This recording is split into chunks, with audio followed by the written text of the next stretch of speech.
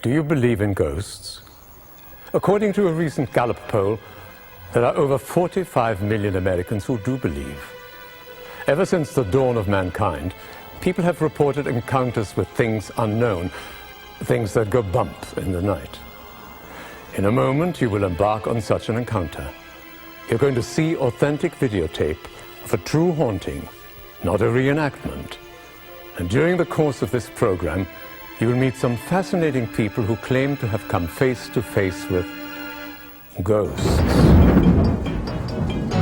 Whatever we're dealing with, it possessed the ability to kill. Are you okay, buddy? Oh my God. And I remember feeling these eyes looking at me. It was as if somebody was right behind me, just looking right at me. The balls of light seem to have a purpose and name. Oh my God, Barry, oh my God! What happened to her? All we can tell you is what we've seen and experienced and recorded.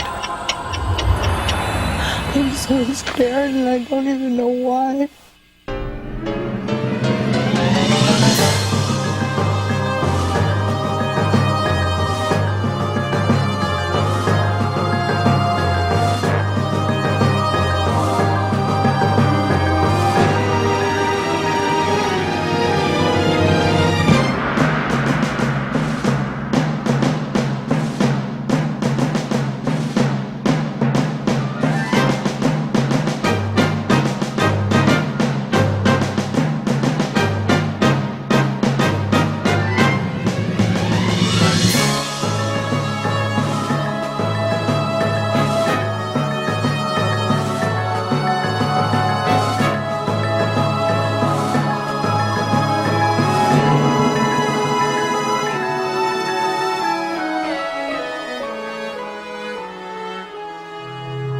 In 1870, this was one big mudflat that flooded at every high tide. Today, that same mudflat is one of the busiest shipping ports in the world, the Los Angeles harbor located in San Pedro, California. On November the 17th, 1988, not far from the hustle and bustle of the shipping lanes, a young woman named Jackie Hernandez moved into a small house. Not long after, Jackie became convinced that something else was present in her home, something not of this earth.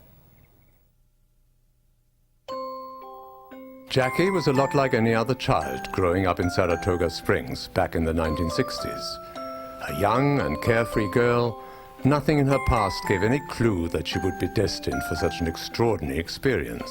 I had always been the type of person who's always been afraid to be alone. I wasn't afraid of ghosts. I was afraid of people breaking into my house. But for some reason in this house, which was a very easy house to break into if you looked at it, I was not afraid. And I felt that some kind of presence, but I never really thought about it. The presence Jackie felt in the house would soon turn into something more. I remember the very first thing that happened was when I walked by my desk, and Al was sitting at the desk and a friend of mine was sitting on the couch, and when I walked by the desk, I wasn't close to it, I was a couple feet away, but it was as if this thing came tumbling at me. It was a pencil holder and the pencils came out, and I knew I didn't touch it, and I remember looking at Al and him looking at me, and with this question, how did that happen? In February 1989, the haunting would become even more terrifying. She observed the apparition of an old man sitting on this bunk bed in her children's bedroom. Every time I've seen him, he's always been cross-legged. He's got a grayish, he looks like he's a corpse. It looks like a corpse. And he's got a grayish tone to him, and he's wearing a red flannel shirt, and his shirt is tucked in, his pants are high waters, and they're like the old gas attendant's pants. Not long after, Jackie's girlfriends began seeing strange phenomena as well. This painting suddenly flew across the room and landed on the kitchen countertop. Susan Castaneda, Jackie's neighbor, claims to have personally witnessed paranormal phenomena within the home. I don't know what it is, but I saw it, and I smelled it, I experienced it, I felt it. It touched me, it talked to me, it communicated to me, it did things here at my house to let me know that it was there. While in her presence, This lamp suddenly took off from a small table and crashed to the floor. I heard a big thump. I thought a bookcase had fallen. One night when Jackie went out of town, her friend, Darlene, agreed to babysit her two small children, Samantha and Jamie. When I looked in from the living room to the bedroom, it looked like it was so far away, you know, and then I heard a voice saying, "Don't come in here." It was real spooky, you know, real scary. It made me feel like it would be violent if I did, you know, go into the restroom. Jackie grew restless as the days wore on. On another occasion, Jackie observed a stream of water mysteriously pouring out of this light switch. From the time she moved in that house, she felt something in that house. She felt it. She was pregnant at the time, and she would tell me these things, and I'd just say, yeah, you know. Well, if you feel comfortable feeling that something is there, or a presence or whatever, looking out for you, then it can't be evil, because you feel it's looking out for you. And I thought it was Jackie's own confidence in herself, for the first time in her life, that she didn't feel afraid being in that house. Until the manifestations really started, until it really started showing itself to her, until it showed itself to me.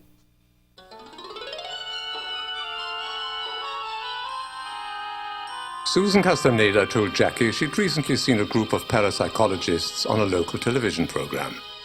Jackie decided to give them a call. That call would lead to the involvement of these three men in search of the unknown. Dr. Barry Taff, parapsychologist, has investigated well over 2,500 cases of poltergeist phenomena. It was he and former associate Kerry Gaynor who researched a classic 1974 case made famous in a movie known as The Entity. Barry Conrad, TV cameraman, has shot over 5,000 news and feature stories for television. An Emmy Award-winning photojournalist, Conrad has worked for both the ABC and NBC affiliated TV stations in Ohio and Colorado. Throughout the 70s, Jeff Wheatcraft was an elementary school teacher in Omaha, Nebraska. In 1980, he moved to New York City to pursue photography.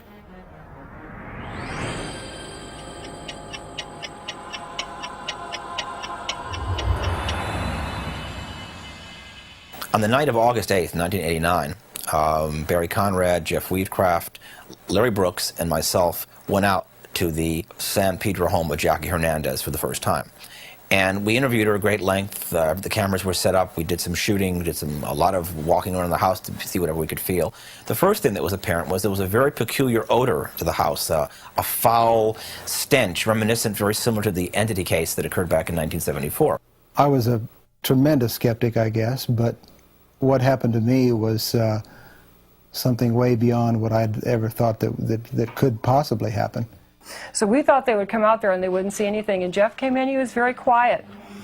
And I didn't even know he was a photographer until they interviewed us, and we told them everything we'd seen it to that point, and then they decided to walk through the house. I'm sitting there listening to her interview, and she's talking about disembodied heads and things in the attic.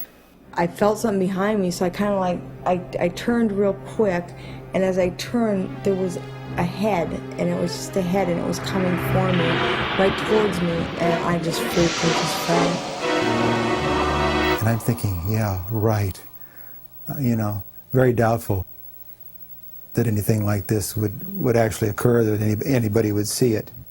And that's when I ask, you know, let's see the attic. Let's go up there, or at least open the attic door and see what we can find. Fascinated by Jackie's account of the disembodied head, the group decided to inspect the house. Just above this laundry room is the entrance to the attic. Jeff Wheatcraft decided to go up and shoot a couple of photos. I went up into the attic and checked it out. It's a very small attic. It's very simple. There's nothing up there, basically. But you know, as I walked around, I felt like there was something looking at me. You know, you get this feeling where something's looking at you or something's behind you, and you just feel just very uneasy, and you're always kind of looking back to see if there is anything. That's the feeling I got the first night that I looked up in the attic. Larry Brooks asked him what he would think about going back up into the attic and taking shots with his camera over his shoulder. I started clicking off some photos. It was dark, totally dark. I fired first, I fired second, and just as I fired into the third frame, something pulled this camera from my hands. And we all hear this scream. We hear Jeff just this loud scream. And everybody, you know, instantly runs to the kitchen, which is right there by the laundry room. And we see Jeff. Jeff comes out of the attic, and he looks as white as a ghost himself. He was shaking. I go back up there with lights this time, with a flashlight. I don't see my camera in the position that I was. I look back in the corner. All of a sudden, I see just the lens sitting there. In the corner, in the other corner of the attic, was the body of the camera lying upside down with the lens port laying straight down into a box, you know, just an old crate that was in the attic. Now talk about your first fright right there. I knew there had to be something. There had to be something in that attic. When Barry Conrad went up with Jeff into the attic that night, a couple things had happened. First, his camera would die as soon as he went up into the attic. It would just quit. But when he brought it down, it would work. It wouldn't work up there, but it would work down below. And the other thing that happened, apparently, right in front of Barry Conrad, Jeff was pushed by this thing. And I felt this force pushing my back, like a huge hand just pushing my back. I witnessed it, right? And you were right there. I couldn't see what was pushing him, although I looked. We had a 1,000-watt light, which is about, I would say, probably to my right, somewhere right in this area. Barry was looking directly at me, and he saw my face distort. I'm sure it must have. I saw his body kind of shaking. He grabbed onto a rafter. It wasn't like somebody just touched you. It was like a push, a bony hand that pushed me down. Right in here, he was probably like right here. And I went down and down and down, and here I'm just like, I can't believe this. And I didn't dare look behind me. I was frightened at that point, and I didn't dare look behind me. But here Barry's looking at me and wondering, what in the world is going on? A few moments after Jeff and Barry left the attic, loud pounding noises began to emanate from the ceiling. And the whole feeling of the room just changed. It went from, all of a sudden, from being just an interview to something that was actually happening. I mean, this was actually happening, and nobody could explain it. What happened? It's something grabbed that out of my hand. I'm not kidding. Somebody grabbed the whole thing out of my hand. Just now. Just now. It grabbed the whole thing out of my hand. Run. Yeah. Okay. Hear it? Hear it? He's walking back and forth up there. It is walking, definitely. Yes. Quiet, everyone. Shh, quiet.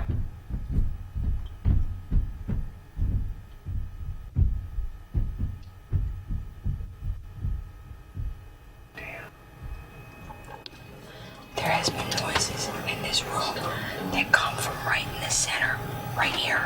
Go ahead and talk. That's where the noises come from.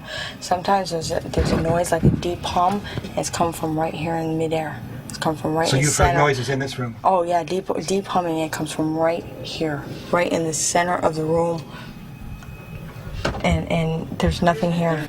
Were you ever pushed that hard? Boy, that thing pushes hard. I was pushed hard. I was pushed hard on 2 occasions, very hard, where I could feel the imprint of the hand on my back. Now convinced that a ghost was indeed present in Jackie's attic, Jeff peered once more into the eerie blackness. The atmosphere grew tense and silent.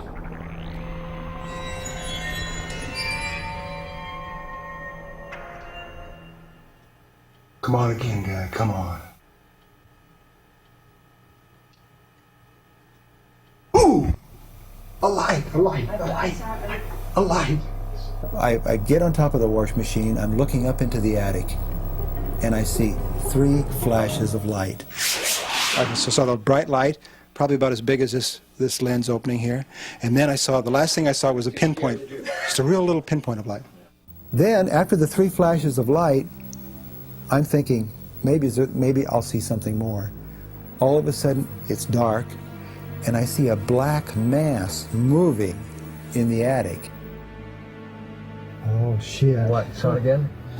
What? Like there's something moving in the darkness, and I can just see it move. It's huge. Barry, you said you saw something moving in the darkness. So I want to get up here, and can you put your head through? There's the light again. There's the light again. It's real fine pinpoint this time. It looks like it's getting smaller. Really? Yeah. It was too fast for me to even... Can't see it from where I am. It moved slowly across the attic. And then just like it dissipated. I could see it enough because there was enough light being reflected up into the attic, so I know that it was something black that was moving. Yeah. This was big, and this was a mass that moved. It was a black, I could see it still moving just with the light that was coming through here. Well, how big was it? Like a large dog? Bigger than a dog? I'd say maybe the size of maybe 3 guys standing. Whoa. 3 guys. But recently it's been getting a little bit destructive, and tonight was the most active it has ever been. It's fearful of something. It doesn't want you to be here. I can sense that. From black shadows moving in the dimly lit attic to ghostly lights, something strange indeed was transpiring here. When Wheatcraft's film was developed the next day, an unusual orb of light appeared in the extreme lower left-hand corner of one of the frames. Books on the supernatural are filled with accounts of strange lights. What are they? And where do they come from? No one knows. The light you see here was recorded just moments before something unseen pushed Wheatcraft from behind.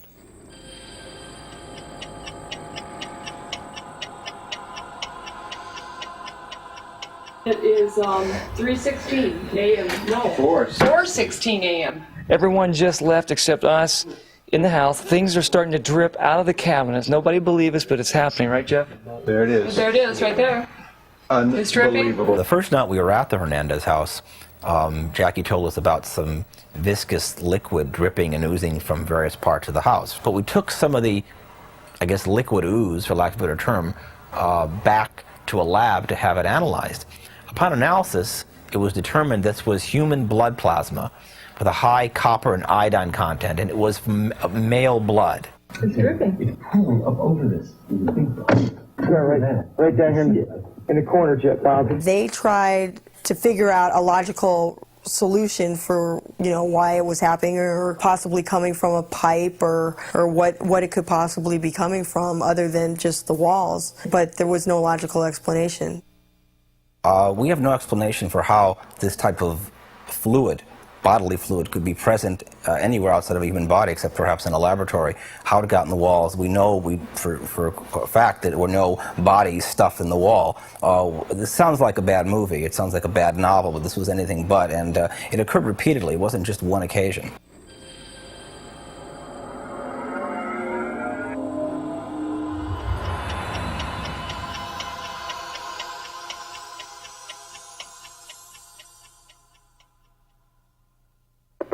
This is Jackie. It's 10:30 Monday morning. I got a picture of it. I think I got about 3 or 4 good shots of it. It's going around on the kitchen ceiling, and there's a light film of smoke up there, and I don't know where the smoke is coming from. But I got the lights that have been zooming around. There's been light beams dancing around on the ceiling, and then there was also a shape form. It was the morning of August 28 when Jackie made that call to Barry Conrad. She'd just taken pictures of an amazing light show in her kitchen. Her friend, Chrissy, also witnessed the phenomenon. I looked up here, there's a little light that was going around and around and around real fast.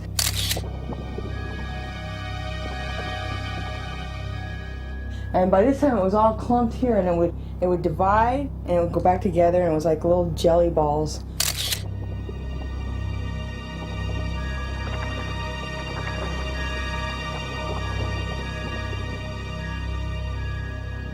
Pretty soon, they were going like little kites or little fishtails, pollywogs, just real super fast across all the way across over here and back, arching. When the balls of light were on the ceiling, it was very frightening. I had just woken up from a night's sleep, and I looked up on the ceiling, and there were these lights flying around, and my first reaction was like, oh my God, what is this? What is this? I want to get out of here. And in the meantime, Jackie was just taking pictures.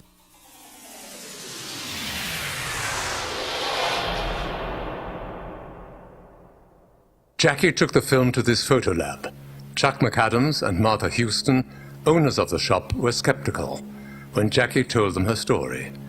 But looking at the prints and what we've seen from it is weird. I mean, the patterns and the lights that we saw from this is a little unusual. It's not that you can say this is a particular item, but it doesn't really match what should be in a print like this. They were very bright and luminous. All the blinds in the kitchen were shut, so it wasn't from the outside sunlight. They were round and just like they looked like they would jiggle, and they would move around a little bit and break apart and come back together.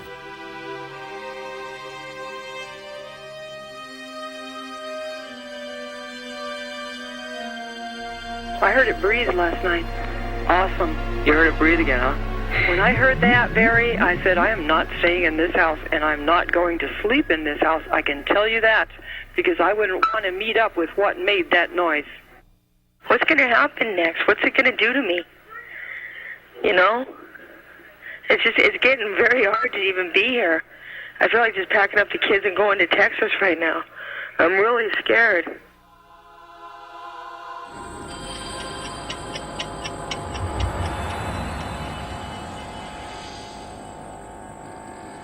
On September the 4th, 1989, the haunting in San Pedro became something more than just another ghost story. In fact, it became a matter of life and death. Right now I'm feeling totally drained, totally tired, and totally on edge, and I feel like going up there and killing it again. I'm about to snap on it, and then I'll probably snap back. I couldn't take being in that house any longer. Barry had spent a few nights over at the house trying to investigate it more, and he was exhausted. I was exhausted, and he left, and that day, just things started happening. We receive a frantic, and I do mean frantic, call from Jackie Hernandez. We listen to it on the machine, and she is frightened out of her mind. I'm not staying here, Barry. I'm out of here. I gotta get out of here. I can't stay here. The objects were being thrown across the room. The kids' toys were being levitated off the ground. I was just ready to, just jump in the truck and just drive until it ran out of gas, because I had no money at that time. I just wanted to get as far away from the house as possible. Lost her. Jackie? Yeah, I heard a clicker. Lost her. Jackie, you cut the line. The phone conversation was interrupted. The call was interrupted by, it was disconnected. Jackie? Jackie? We were talking. Hello? You just cut the line. What happened? Are you guys there? Are you guys there? Yeah, yeah. You know, she won't get any sleep. We better go down and get her. Jackie? What? We're going to come down and get you. Okay? Okay. All right, we're coming right now. Okay, hurry, please, hurry, please. I don't know how long I can stay here. We're leaving right now. Okay. Bye-bye. Bye. Okay, bye.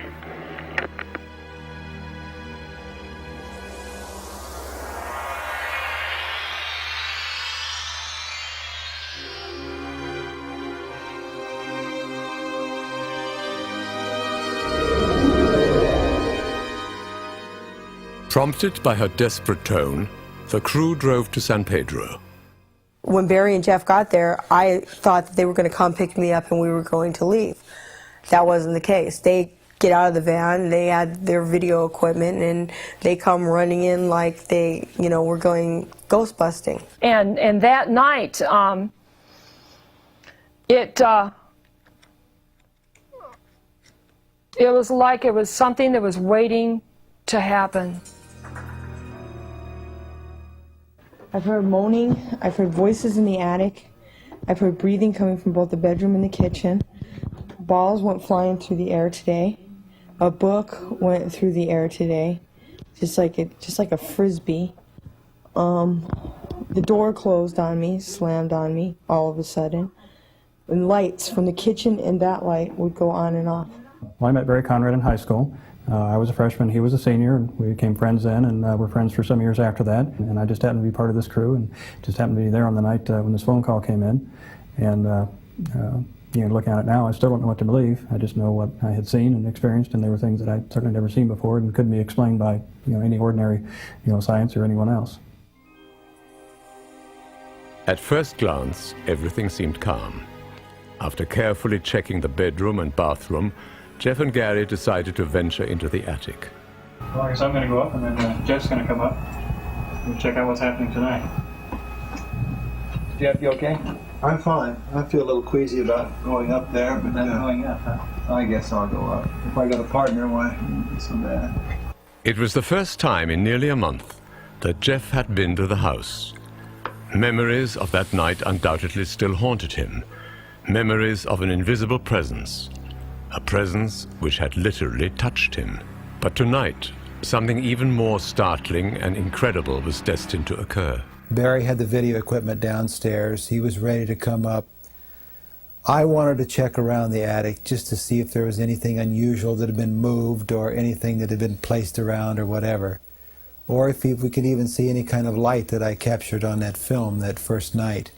At 12:50 a.m., Wheatcraft and Boehm climbed into the attic. As Jeff and I entered the attic, I remember feeling maybe just a little bit apprehensive, not really knowing what to expect or expect anything at all.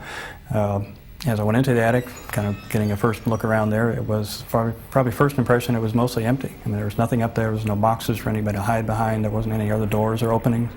But the only real object that was there was a grape crate, just a small grape packing crate, and that really was about it. It is. It's a wimpy thing. It comes out when I'm here alone, and then when people are here, it doesn't come out. We only had two things with us. Jeff had handed me a camera, just a small little 35mm camera, and Jeff had a flashlight. Barry, on the other hand, did not go up into the attic because since the first night that it messed with the video camera and wouldn't work up there, he decided to play it safe, and he never took his camera up after that. I remember spending probably just maybe 5 or 10 minutes up in the attic. All of a sudden, Barry Conrad looks up into the hole and he says, "I think there might be something happening down here. We hear something." Did you guys just shine a light down here? Yeah, I know. No, that didn't look what I like. No, that's not what I saw. Right after I see this light, another amazing thing happened. There was a sound in my left ear, and I'll never forget this. It just sent chills down my spine, and it sounded like someone snapping their fingers. It was just as plain as day, and it sounded just like this. What's it doing? You know, Jeff, It's snapping. I fully intended to come back here and tell you I didn't think this was a good idea for you to go up there. Just like that. Just like somebody just snapped their fingers right in front of your face. And I looked at Barry, who had the camera, and I looked at Jackie, and Jackie looked at me. We all looked at each other like, who did that? Who did it? And all of us at that instant said, "It's down here, come down, come down, come down out of the attic," because we were very frightened. After Conrad shouted for them to come downstairs, Boehm approached the opening. Wheatcraft, still near the center of the attic, prepared to take one step. It was the one step he'd never forget.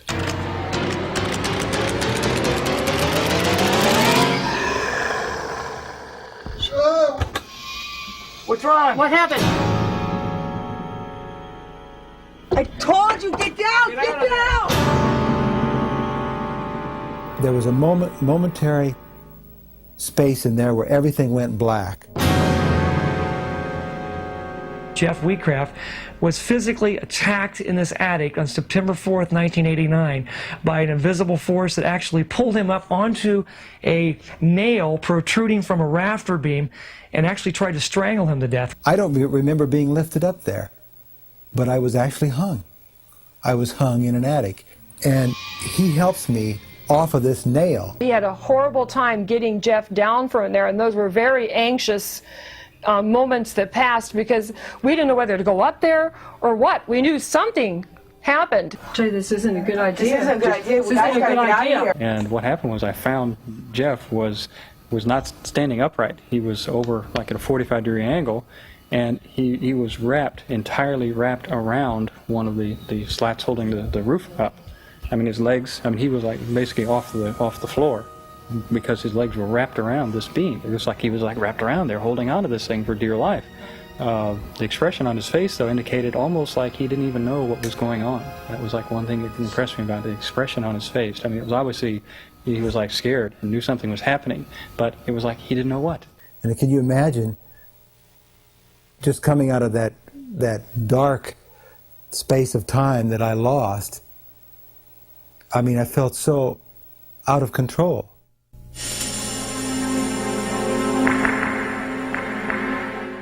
The thing I remember most about the hanging incident with Jeff Recraft was just how fast it happened. I mean, it was in just a fraction of a second. I had taken maybe 2 or 3 steps away from him, and then bang, you know, he had called out, and there he was. What's wrong? What happened? People asked me, you know, why did I take these pictures? Why I didn't run help him? Because when I took the pictures, I couldn't see. I was just practical, you know, trying to go and get to him and be able to see to get to him. He was like very, very stiff. And again, I couldn't figure out why was he there in this position. So it wasn't until I got like right up on him and looked from like the side that I could see that this rope was around his neck. It was this clothesline cord the ghost used in its attempt to strangle Jeff Wheatcraft. And this is where the mystery deepens. Where did the cord come from? It ended up over my head like this, and then it was twisted like this. I don't know how far or to what degree, but I know it was twisted because it was tied around my neck. And then it was hung up over the nail on one of the cross members that go across the attic. According to the researchers, the attic had been thoroughly searched only a few days before. All they found were these seashells along with a horseshoe. What I remember was Jeff coming down, and he just looked so terrified. Come on down, Jeff. What happened? Put something around my neck. Look at his. Oh shit. Oh my God. He was scared. Jeff, please get down. I gotta get out of here. Well, It's definitely raising him. Jeff, please come here. Get this for me. Keep the mic on. Keep the mic on. Jeff, here you go, buddy. Here you go. Here you go. What the hell happened? Are you okay, buddy? Oh God. Look at his neck. Look, Jeff, come on. What's behind your neck? I don't know what's on my Come neck. on, come on down. Come on down. A piece of rope. Oh, shit. Gary, get down out of there, buddy. Can you find my glasses? Gary, Jeff. Look at this. Jeff, turn the camera. Jeff, are you okay? Jeff, I'm fine. Jeff, tell me what happened, buddy. Well, I don't know, Gary. I told Gary that there was nothing happening up there, and he turned around and came. He was coming this way. All of a sudden, I feel this thing around my neck, and it's got me hanging, and it's pulling on my leg. You were hanging? Yeah, I was hanging. Gary had to bring me down. What has happened, actually? I'm pulled to the side of the attic, and there's nobody up there, and I know that Gary's standing there, and, you know, he has nothing to do with it. He's at a distance from me. I see the flash from his camera, I remember that. And I know he said something to me, but I don't recall exactly what he said. But here I try to rationalize this in my mind, and I just can't do it. It's that frightening. Get a picture of his neck. Look at this. Look at his neck. Oh my God. If I had not been there, he would have strangled, and he would have probably died there in that attic if I had not been here to get him down, because he didn't know what was going on, and it was wrapped so tightly that I mean, I couldn't get him off of the nail. It was over a nail, and I finally had to actually bend the nail down straight to even get the rope off of it. I don't think anybody should go in that attic anymore. Whatever is up there is dangerous. Yeah, it was up my feet and hung me on something. Gary had to pull me off. Look at this. Aim the mic. Look at this. Whatever is up there is dangerous. I don't want to go through it again. In the 110-year formal history of psychical research, there's been less than a handful of people that have been deliberately harmed or injured in some way by this phenomena. In fact, only one really well-established case, so this might be the second one, and if it was not for one of our other associates present in the attic, Jeff might have been killed. This is very different than what we're used to experiencing. People get frightened by anything they don't understand, but to have it directly attack somebody repeatedly is something that we really can't understand, and it suggests strongly that this phenomena is interacting with us. It's not some form of psychic projection, just some random force acting out of nature. It's discreet, and it seems to know what it's doing. The hanging incident proved to be just one event of several that occurred that night. Watch, she's going to pass out. Sit the camera down. Sit the camera down. Sit him down. Sit him down. The horrors of that night never ended. I remember right after Jeff had been hung in the attic, I'm standing there and I'm looking through the viewfinder of my camera trying to document all of this, and suddenly a ball of light appeared in the viewfinder, yet it wasn't in front of the camera lens. And at that point, a surge of electricity or energy or something went through my body, and at that point I blacked out. Get him down, get him down, get him outside. Come on. Outside, we gotta get out of here. Come on, we gotta get the kids out of here too. We gotta get everybody out of here. This is dangerous. All of a sudden, he pulled his eye away quick like that, and he looked at us, and he got the strangest look on his face. He it was like that he was just fading out. This is dangerous. We have to get everybody out of here. No. I'm okay. Just have him sit down. Just have him sit down. You got vertigo. Just sit down. Come on, Just sit down. come on. Get him some water. Come on. Get him some water. There's some water outside in the air. Just look at this thing. Come on. I think in the whole history of paranormal phenomena, there have only been a relatively small handful of cases in which ghosts have deliberately and maliciously attacked human beings, and I'm afraid to say this was one of them. So to experience the phenomena firsthand and to see the results of malevolent, malicious behavior on the part of something you can't see is probably the wildest kind of fright imaginable. Wheatcraft, shaken by his experience, began to suffer a series of headaches, and later sat on the porch to recover from his ordeal. Just a tremendous headache just really hit me strong, real strong. I've never had one come on, you know, that bad. It maybe has something to do with the pressure on my neck, I don't know. I mean, he always viewed everything as something like the devil's advocate. Well, it couldn't have happened. This couldn't happen because of this. Anything we would read about, or, you know, he tried to find a logical explanation for it. And this, he was just really taken aback by. Concern for the safety of her children prompted Jackie to move them onto the porch as well. Her 4-month-old daughter, Samantha, was photographed as you see her at approximately 1:40 a.m. I had passed her a few times, and every time I looked down at both of the kids to make sure that they were okay, because I was very worried about them.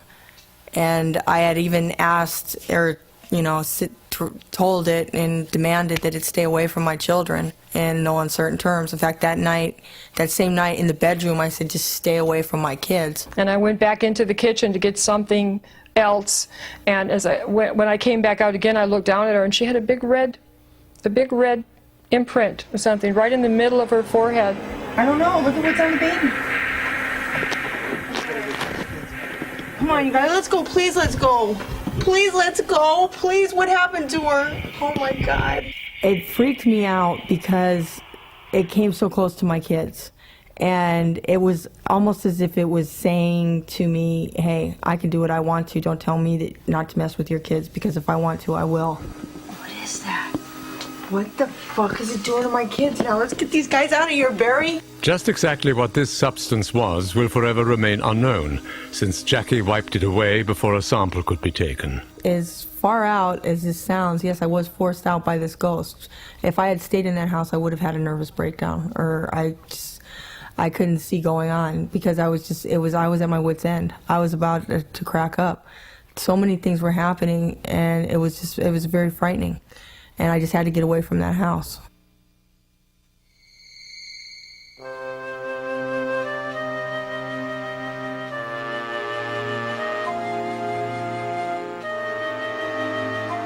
By 3 a.m., Jackie and the research team left the home. It was only a short time before she made the move permanent. As for Jeff Wheatcraft, it was the last time he set foot in the San Pedro house. But as you will see, it was not his final encounter with the phenomenon.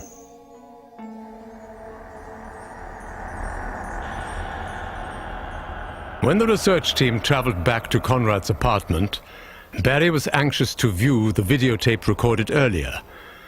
While looking at a shot of Wheatcraft in the kitchen, Conrad made a startling discovery. A bright comet of light shot through the doorway behind Jeff. I didn't see these again with my naked eye, but when I look back on the monitor in the studio, we started seeing these little comets of light moving at very, very rapid rates of speed through the frame.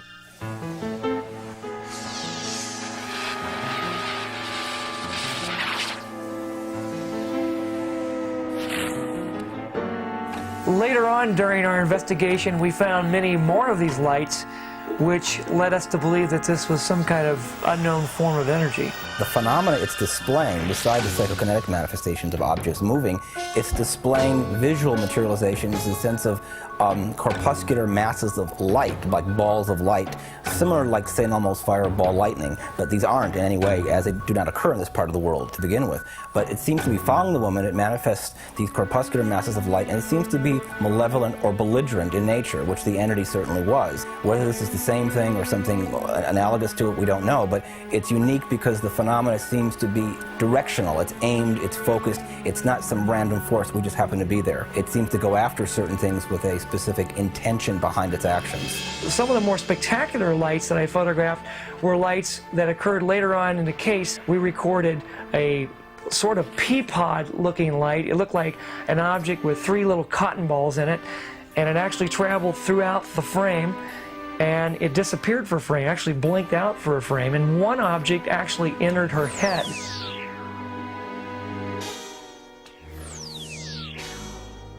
Barry didn't show me this film footage right away. He took him a while before I finally got to see it, because they were afraid of what my reaction to it would be, which was that of fear. It freaked me out to think that this thing was inside of me, or that these lights were going inside of me. It was bad enough having them around me, but it was a very weird feeling, you know, when I saw that film, and it still is. Every time I look at it, I get a weird feeling.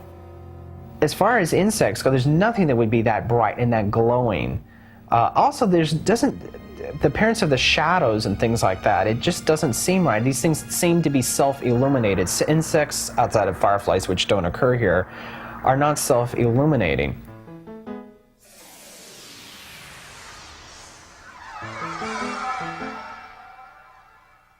These lights are much more focused in a line.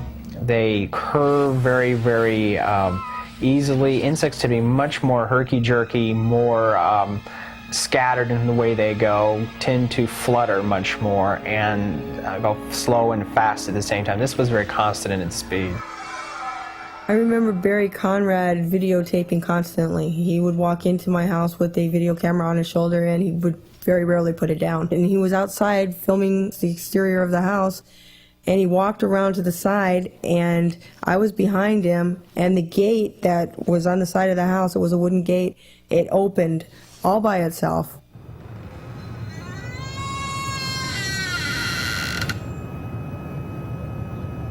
Is that doing it by itself? There's no wind back here, is there? No.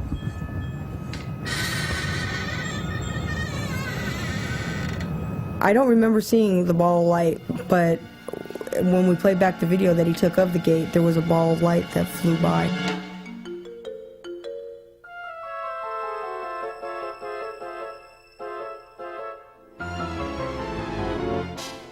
Parapsychologists believe that these lights may represent a major breakthrough in the study of ghosts. The most, I guess, impressive thing that I saw in all of Barry's tapes that I saw was this phenomena of these streaks of light.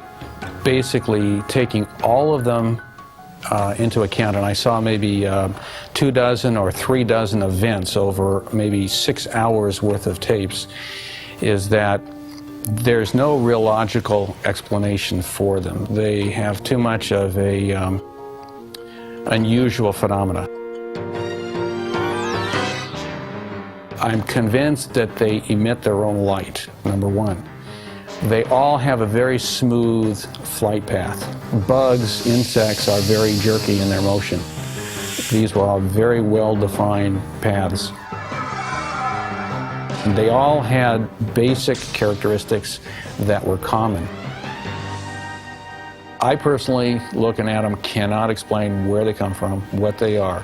Considering the whole situation that Barry is investigating, the possibility that they could be an apparition, I think is very strong.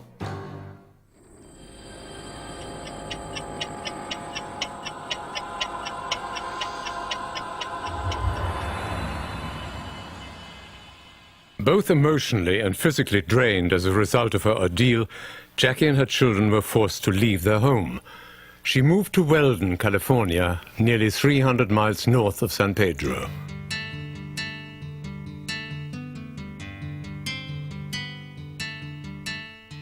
Jackie felt a certain sense of serenity as she and her family adapted to life in this modest mobile home.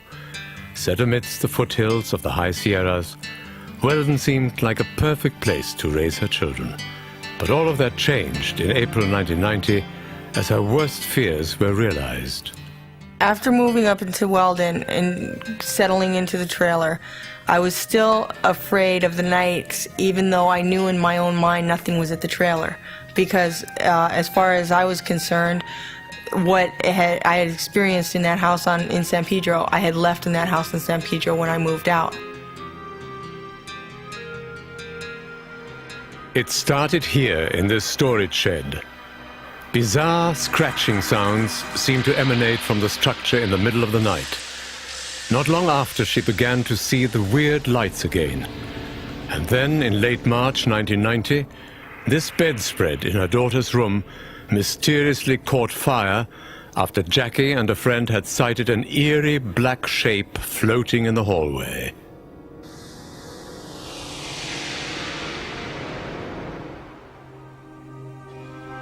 As was the case in San Pedro, Jackie's experience with the poltergeist would be shared by her new neighbors as well. And we heard 3 knocks, very loud, in the baby's bedroom, and it was like a force was trying to get out.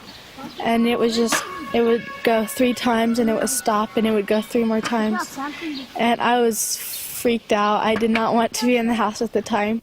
When it got dark and I was alone, I still would have to wrestle with myself, and I was still going through the ordeal, I guess the after effects or whatever, of what had happened to me before. I was still traumatized, I guess you would say. What am I gonna do? I can't stay here. I can't stay home tonight. Anybody can come over? Huh? Anybody can come over? Everybody's out. I'm looking around, all the lights are out, everybody's out.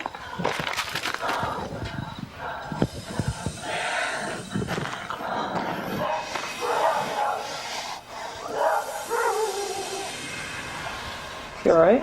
I'm so scared and I don't even know why. Do you feel something? Yes.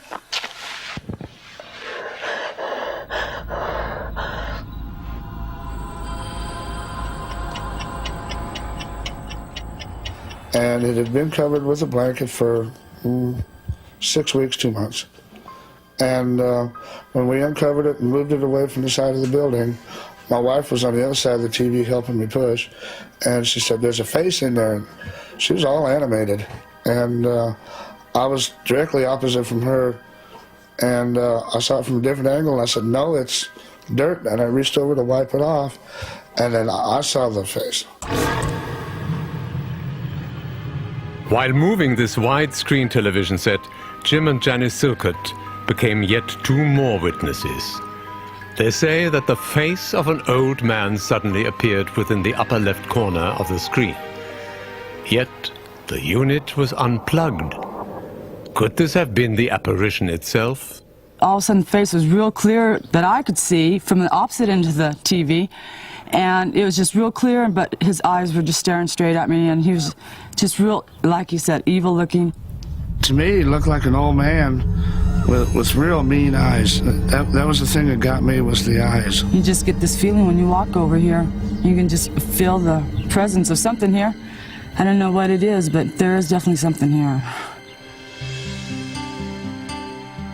Everybody who walked in my house had experienced something, and it was very scary. And I was telling Barry over the phone what was going on as it was happening, and he couldn't believe it, and he wanted to come up and see for himself what was going on. There was a full moon out. It was almost exactly midnight when a van came trucking down the dirt road, and it was Jeff and Barry.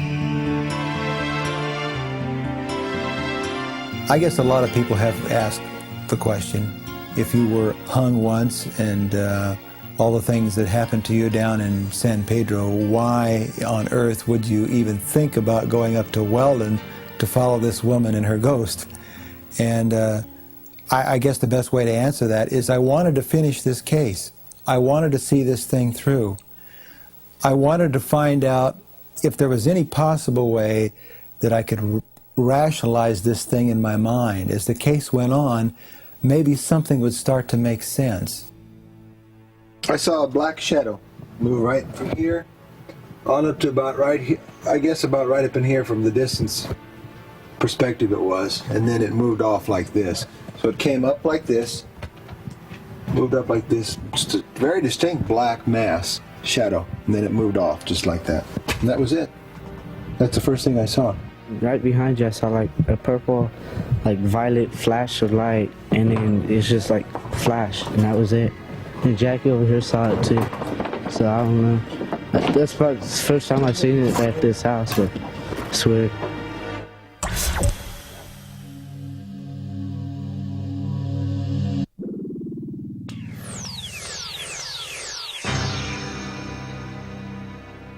What is this image doing in Weldon, California, flying into a storage shed behind Jackie Hernandez's new home? We don't know. But further on in the evening, it got even more perplexing. For lack of anything better to do, waiting for phenomena to occur, hoping to perhaps encourage it, Barry and Jackie and Jeff began using a Ouija board with some of Jackie's neighbors. It's supposed to be used as an entertainment device. We thought maybe we could get something out of it, and we certainly did that night. After a while, things died down and the interviews were finished and people went home. And the only one who stayed behind was Tina, and that's because she already had made plans to stay anyway. I wanted to do the Ouija board. I told them what happened. I said, let's do it. Let's see what it has to say. I want to show you what this thing is, what happened.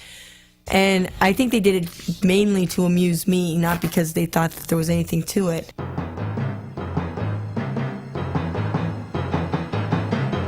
Within those next few hours, astonishing paranormal phenomena occurred. Barry and Jeff, along with Jackie and Tina, were made witness to an awesome spectacle of supernatural power. Once we got back in the trailer, it seemed like I was okay for a while, and the place was real cold. It was so cold in that trailer that we had to light a fire. Right away, things started happening. The table started shaking.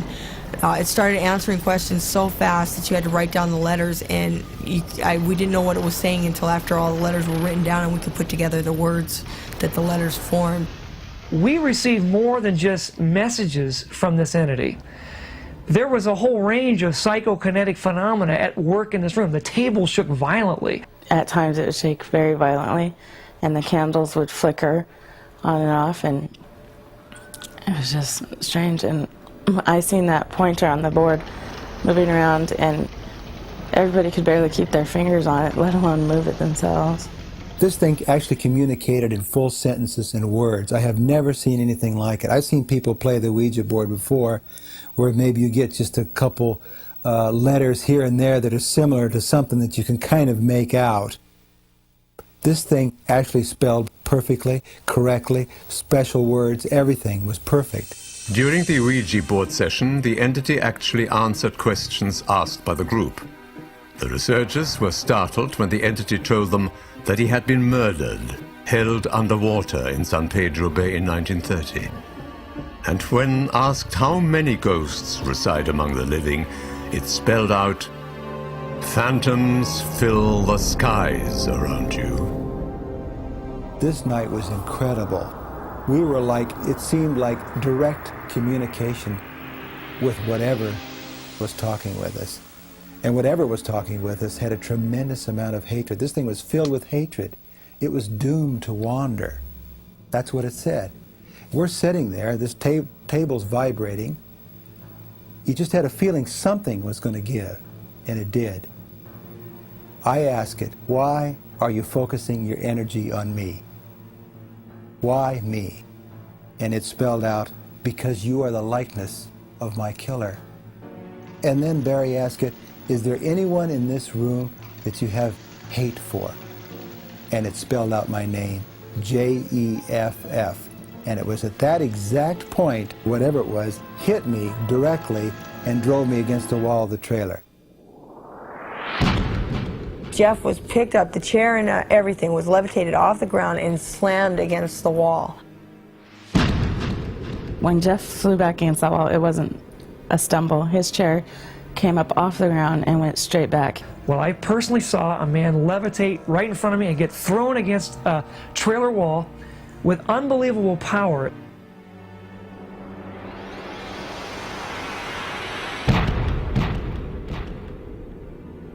When I saw Jeff go flying back against that wall, I thought that it was going to attack one of us next.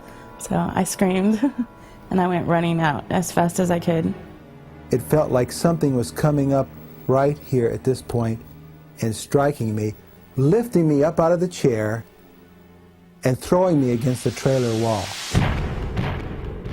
When I saw Jeff get thrown, I think all of us thought that we seen a man get murdered by a ghost. And I took off running and screaming, and Jackie went to get her kids out of the house, and Barry went and picked up Jeff. Jeff was okay after a few seconds, thank God, and he got up. I got my son, who was on the couch sleeping, and gave him to Tina, who would not come in the house. My daughter was in the back bedroom, and I was so afraid I could not go back there and get her. It went from one extreme to another. It seemed to be most active at night, and when daylight came is when I felt a sigh of relief.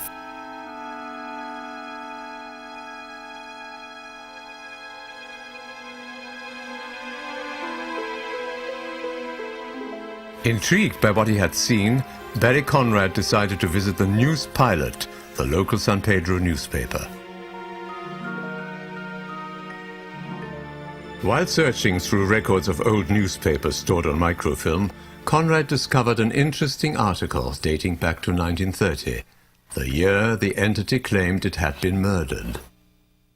The body of Herman Hendrickson was discovered near the 22nd Street landing. When his body was found, authorities believed he may have met with foul play. According to the death certificate, examination of the body revealed a compound fracture to the skull. Due to lack of evidence, however, the man's death was ruled accidental. Herman Hendrickson was a seaman. He worked on this ship, the Astoria, a lumber steamer commissioned by the Hammond Lumber Company back in the 30s. It made me feel extremely excited to think that there was some kind of a link here to something beyond the grave. But we found a man in the newspaper that correlated to the information that we had received through the Ouija board that someone had been murdered, perhaps, held underwater. Indeed, the entity said he'd been held underwater. After discovering the death of Hendrickson, a question was raised about the knot used in the hanging of Jeff Wheatcraft. Whoever made that knot knew what he was doing. He was connected some way with the ocean. Back in the 30s, they all used it. It's been used for hundreds of years. Well, here's your bowling. That is a very common knot. It's used every day by seamen, by fishermen. It has been said that the sea does not give up her secrets easily. I suppose that statement could very well apply to the mystery behind the death of Herman Hendrickson, whose body was found not far from here. Is it possible that the ghost of a seaman dead nearly 60 years had returned from its watery grave to haunt an innocent victim? It's an enigma that no one may ever solve.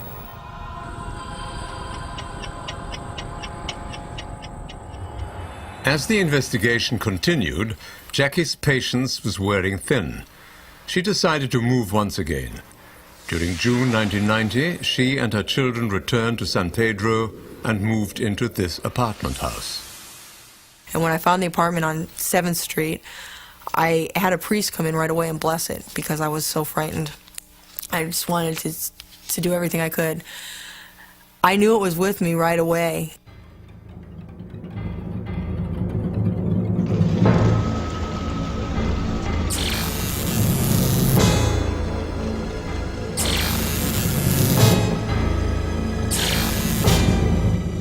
A few weeks later, Jackie shot this amazing series of photos. These floating balls of light hovered near the bedroom closet for several seconds and then changed shape, evolving into a trio of oddly glowing spheres. It was a ball of light that was hovering above the floor in the bedroom. And I was programmed by Barry very early on to get pictures of anything like this happening. And I enjoyed getting pictures. I mean, I wasn't frightened by it at the, when I got the pictures. I was excited to get pictures that no one else would get and to prove that I was seeing what I was seeing, get it on film. So I took the camera, and it was just a regular Instamatic 35mm, and I started taking pictures with and without the flash in different parts of the room and trying to get different angles. And the light was the same as it had been before. It was a bright white light that would separate and become two, and then it would separate again, and it would go back together, and it was a bright glowing light. It was about 6 o'clock, 7 o'clock in the morning. The sun had been up. It was pretty well lighted outside. And if I used the flash, it didn't come across on the pictures. But without the flash, the light was so strong, it illuminated the carpet. You could see the illumination in the carpet almost like it was like a light bulb that was just hovering above the floor. And that was the most incredible shots I had gotten. In my 20 years experience in darkroom work, I've never seen these kind of negatives and these kind of photographs before. They're highly unusual. In this particular picture here, these particular items seem to have some kind of a dimension to them. In other words, they seem to be ball-shaped. It's almost as if you could grab them like you could a ball. They also have the light. It seems to be that the light is not being reflected straight down from the wall, but it's centered out away from the wall. The center of the light seems to be right about here, which is several inches away from the wall. Therefore, these might be away from the wall. If that's true, there should be some light that's being reflected against the wall, but there's not. Extremely unusual. I can't explain it. You know, I'm a little startled as I take another look at this picture. I didn't realize at first. I was amazed that the picture was casting its own energy field, and there was actually a glow on the carpet here. Now you realize as you look at this, there's no source. There's no source to this. There's no beam of light coming to this. But the thing that really startled me as I got to looking at this, you have at least two separate energy fields here. The large one is actually casting a small shadow onto the small one. You see that? I mean, that is incredible. I don't know what these light sources are, but I think I know what they are not. I know that they're not reflected light sources. I don't believe that they're coming from the sun. I don't believe that there's something in the room that's causing a reflection to create this kind of a situation. They're emanating light themselves. There's no way that light can be reflected from the wall down to the carpeting the way that it's being done. Highly unusual. I hope that we find out someday what they are.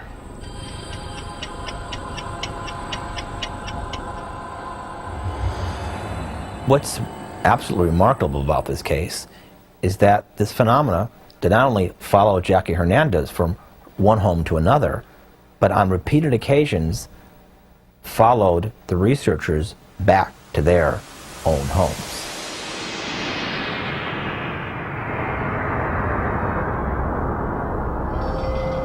This is the second time tonight that this flame has turned itself on.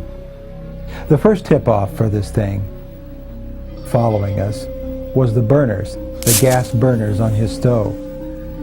Every time we'd come home from somewhere, a shoot or going out to dinner or whatever, you could walk in the kitchen, and if the burners were on, you knew that this thing was playing games. But here it is, just as plain as day, just exactly the way we left it, July 5th, 1990. When we came back from eating dinner, we ate a late dinner, about 10 o'clock, 11 o'clock. Here you have two scissors laying underneath two pillows. The entity proved at least one thing to the researchers. No one's domain was sacred. Inexplicably, objects were moved. Photographs were rearranged. A jar of coffee was turned upside down. A bedroom window had been shattered, and this broomstick suddenly appeared on the stove. A lot of things happened in that apartment. There was the constant movement of objects. The night after the window had been broken, we attempted to clean up the glass, and I remember that there was this one particular shard of glass that came to a point almost like a dagger. And Barry and I together cleaned up the glass of the window, put everything in a container, took it out to the dumpster, threw it away. We walked back into my apartment, and at that time I had this small typewriter sitting on a table in the kitchen. We look over at the typewriter and we see a shard of glass just sitting with a point up, shard of glass like this, just sitting right on top of the typewriter. This was one of the pieces of glass that we had just hauled out previously. How it was moved from the dumpster to the interior of my apartment is beyond me, because no one else had access to the apartment that night. We're panning down on the floor now, and you'll see a close-up of a scissors. We had just come back from another job. We were sitting in the living room talking, and suddenly we heard a loud crash in the kitchen. We walked in, and Barry sees the scissors lying here. It was one of the same pair of scissors that had been placed under the pillow the night before. Connected with this same occurrence tonight, this beauty light apparently turned itself on, or something turned it on. We took the camera and videotaped around the apartment. We didn't see anything. We walked back into the kitchen. Everything's pretty much normal. The scissors are lying on the floor where they were. I don't see anything strange going on.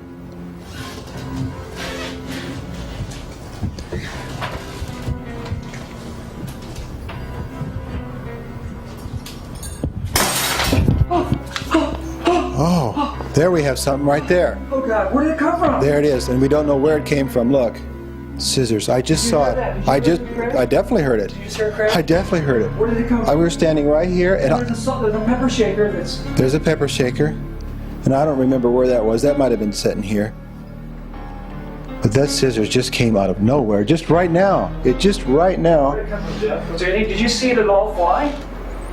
No, I didn't see anything. I was looking at this scissors because I thought, well, maybe something will materialize by this particular scissors. We're both looking at it, and all of a sudden this thing crashes over our head. I don't believe it.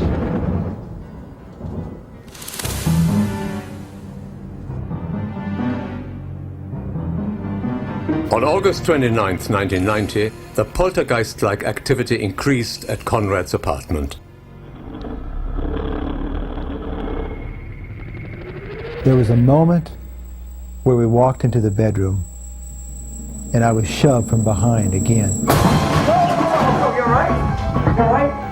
Whoa. You okay? What happened? What happened? Wait, what happened? What happened just now? Hey, you were just pushed just now? Yeah. Okay, what pushed you, Jeff? I don't know. Okay, wait a minute. I was standing right here. Turn this light back on just for a second. Okay, wait a minute. Camera okay? Yeah, camera's okay. What happened was some invisible force had shoved Jeff right down onto the bed. Okay, hold it right there. This really shocked me that I would be struck from behind again, because here we thought we had left this thing down in San Pedro. Although it wasn't a huge push, it seemed like a smaller strike from a smaller source. I just got a push. I was standing right here. I was holding the video camera, the Sony. Right after we turned the camera off. And we turned the camera off. We were here talking. And all of a sudden it just hit me in the back, pushed me right on the bed. And thank God the bed was there to break my fall. I don't know if you could see anything. Okay, well, oh gosh. Yeah? It looks like, oh my gosh, was it right in here? Yeah. Uh-huh. Okay, you have a very red mark right there. I'm going to get a close-up of that. I think somewhere in this side here, yeah? Yes, sir. The repeated attacks on Jeff were not laughed off. In fact, he had to take repeated vacations, or just say retreats, away from his family, his friends, because the response he had to this was one of post-traumatic stress disorder, where it's you don't see the effects till sometime later, and they're quite debilitating. So you just didn't walk away from it and go, oh great, ghost just tried to kill me, and it's a lot of fun. This is something that I think people would be embarrassed to discuss and horrified to recall. Time and time again, Conrad's apartment was targeted by the bizarre antics of the poltergeist. On December 4th, 1990, it culminated in a blitzkrieg of ghostly phenomena. Earlier that evening, Jeff and Gary and myself had been out videotaping a Christmas party over in Beverly Hills. When we returned to my apartment that evening, little did I know that we'd have a visitor waiting for us. It did not take long for the group to realize that something was amiss. Something occurred in that apartment about every 5 minutes. I began documenting just not every single incident that happened, but anything that happened differently. So there was a thing like the burners going on. I mean, that was just one thing that I wrote down. By the next morning, I had a sheet of paper with about 30 or 40 different things that happened. Objects were constantly being moved that night, and the reason that it was very hard to document this phenomena as it was happening is because whenever you'd be in one room, something would happen in another room or behind our back. I noticed it here, Gary, when I walked out. Yeah. And I just looked around the corner, and now the flashlight is closer to the hallway. Although cameras were rolling, the entity always seemed to be one step ahead of the researchers. We had just a slew of incidents, so we were kind of with our eyes open, always looking to see if there was anything that was going to happen. We had the cameras, both of the cameras running, and we had them in the apartment, ready for almost anything that could happen. Oh shit, there's something on your lens. What is it? Look. It's an ink mark. It's an ink mark. Black ink. Like a felt pen. Once this all started happening, Barry was using the camera almost continuously. This was the professional camera that he had. Partway through, he was about to shoot something with Jeff or of Jeff or something like that, and Jeff looked at this filter over the camera, and he noticed there's something wrong with it. And about that time, Barry, also looking through, noticed there was something wrong, and took the filter off and looked at it, and something, whatever you want to say, had taken not one but two different colors of felt tip pens and had scribbled all over this filter. There was a little bottle of typewriter whiteout, just a little small bottle of whiteout, amongst the things that were on the floor.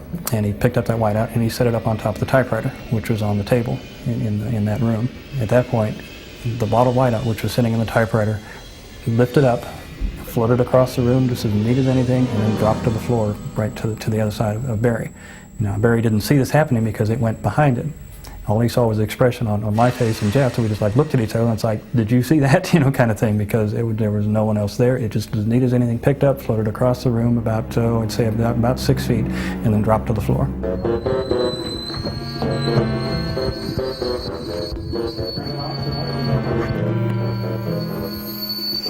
Okay, turn the twin burners on, particularly the one under the tea kettle.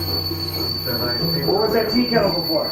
The tea kettle was on this side. I moved to that side myself. At 3:59 a.m., Conrad tried an experiment. He placed an envelope and pen in the middle of the stove, hoping that the entity would write a message. 5 minutes later, the envelope was on fire. Oh my gosh! Oh my God! Come in here! Barry, get this! Oh shit! Look at this. It moved the paper on top of it. It's now burning the paper. It's lit the burners, and it's burned the paper. As the night grew longer, it was apparent that the thing in the apartment was not about to leave. At 4:30 a.m., while Barry and Jeff were coming out of the kitchen, a loud crash suddenly came from behind. Oh shit. What happened? I don't know. Oh, Something flew behind me. What was it? Look! And when we turned and looked, there was a box of .22 caliber rifle shells. Bullets, actually, had been placed on top of the right front burner. Luckily, we caught that in time and we took everything off. But you can imagine how dangerous this could have been. Hurry up and get it, because I want to get that out. We got to get that away from that stove. Where the hell did that come from? That is crazy as hell. Everything was a surprise. Everything was something new and different. It did the same thing many times, but this was something it only did once, and the suddenness and the noise of it, I think was a shock to us. It's like all of a sudden you hear this clatter in another room, and it was just very loud. I mean, they were just thrown to the floor of the kitchen. Are you alright? What's wrong? What's wrong? What's wrong? Are you okay? There it is. What? I saw it fly into him. You got to the camera? It wasn't rolling. What happened? Something just pushed me in the corner here. There would be one more major event before the night was through. I saw a light start about at this point here, about, say, 1.5 feet in front of him and fly into his chest. Just saw it fly right into him. And again, he didn't seem to react to anything like that happened. I started to mention it to him, the fact that I saw something fly into his chest, when all of a sudden he was thrown back against the wall. All of a sudden, Gary was saying something was flying towards me, and all of a sudden I feel like I'm being pushed up right like this by the neck or something. But I didn't feel anything strong on me. That's the strangest thing. It just felt like something was motivating me from inside just to pull me up here.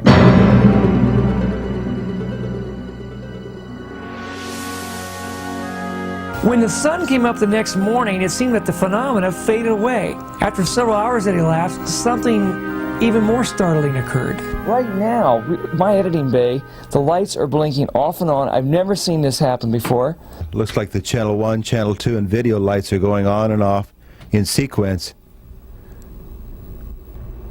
They're all on there. One goes off, second, third goes off. When I saw this, I was very curious to examine the tape. We counted the number of frames in the motion picture between each of the lights flashing on and off, and found them, from their time code markings, to be different. The intervals between one light going on and another going off were different. This tells me that it was not the computer or any machine sequence providing an exact time. Since I know this particular equipment to be extremely reliable electronically, and seeing lights go on and off, which are shared by the same wire to the slave machine, I knew this was impossible for this to happen without someone pushing these buttons. Even stranger yet, when these lamps went on and off, the corresponding lamps, which are slave to this same cable, stayed lit all the time on the slave deck. Strange operation indeed.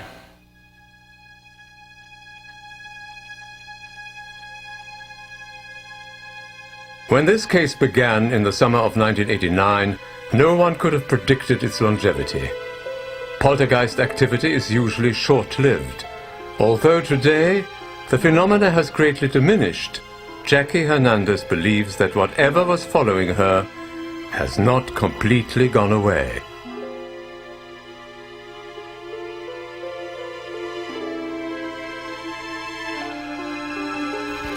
Today, there's hardly any phenomenon. I'm not afraid anymore. In hindsight, I can say it now where I couldn't say it when I was going through it, but I almost feel fortunate to have had the opportunity to see the other side, although there's a lot that I would have preferred not to have seen.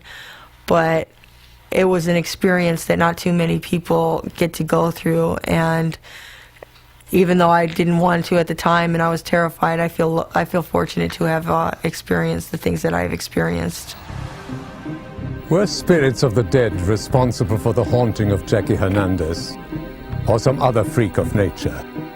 Strange colored mists, blood plasma, balls of light, and an attempted hanging, all part of this unknown encounter.